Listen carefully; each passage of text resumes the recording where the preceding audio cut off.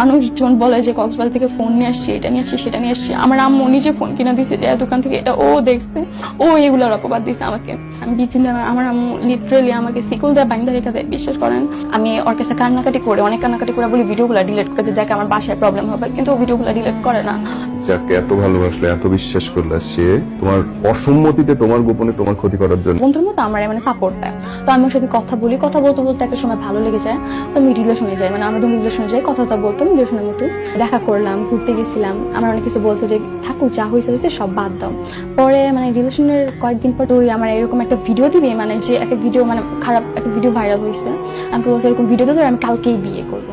পরে মানে কসম বলছি, কসম বিয়ে করবি কালকে, পারছি আমি কালকেই তোরে বিয়ে করবো, আমার মার কসম, বাবার কসম। পরে আমিও অনেক ইমোশনাল হয়ে গেছি, আমরা দে অনেকবার করে বলছে। পরে মানে ভিডিওটা মানে ওর আমার সাথে কলেজ ছিল, ভিডিওটা স্ক্রিন রেকর্ডিং করে রাখছে। আমি তো ভাবিনি কখন স্ক্রিন রেকর্ডিং করে রাখছে এগুলো, আমি ট্রাস্ট করতাম, মানে অন্ধের মতো বিশ্বাস করতাম এগুলো স্ক্রিন রেকর্ডিং করে রাখছে। আমি তো কখনো ভাবিনি এগুলো স্ক্রিন রেকর্ডিং করে রাখতে পারে, ওই মানে এতটাই বিশ্বাস করতাম, অন্ধের মতো বিশ্বাস করতাম। আমার ফ্রেন্ড সার্কেল ভিডিও দেয়, ভিডিও দেওয়া বলে কি 200 টাকা দিয়ে বিক্রি করবো, 500 টাকা দিয়ে বিক্রি করবো, তুমি কি ভিডিও দেখতে চাও তাহলে বিক্রি করবো। তখন মানুষজন, আমার আম্মুর এসে বলতেছে আপনার মেয়ের ভিডিও দেখছি, এগুলা হ্যান তেন।